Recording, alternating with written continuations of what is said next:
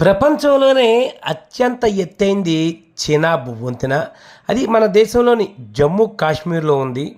ఈ చినాబ్ రైల్వే వంతెనపై తొలిసారి వందే భారత్ ఎక్స్ప్రెస్ రైలు పరుగులు పెట్టింది. అయితే ఈ వీడియో ప్రస్తుతం సోషల్ మీడియాలో పెద్ద ఎత్తున వైరల్ అవుతుంది.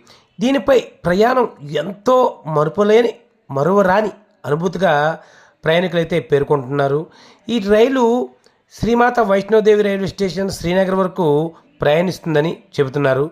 అంతేకాకుండా ఈ మార్గమధ్యంలో చేనాబ్ నదిపై నిర్మించిన వంతెనపై ప్రధాన ఆర్చ్పై రైలు పరుగులు పెడుతున్న దృశ్యం చూస్తే వీక్షకులకైతే కన్నులు విందని చెప్పవచ్చు. ఇదొక అద్భుతమైన దృశ్యం. చేనాబ్ వంతెనపై రైల్వే లైన్ నిర్మించడం, దానిపైన ఇదివరకే ట్రయల్ రన్ నిర్వహించి సక్సెస్ కావడంతో వందే భారత్ను ప్రవేశపెట్టారు. దీంతో వందే భారత్లో ప్రయాణికులు ఒక మరుపురాని అనుభూతిగా అయితే ప్రయాణాలు చేస్తున్నారు. నిజంగా ఇది గ్రేట్ అచీవ్మెంట్గా పేర్కొనవచ్చు. చూడాలి దృశ్యాలు మీకోసం.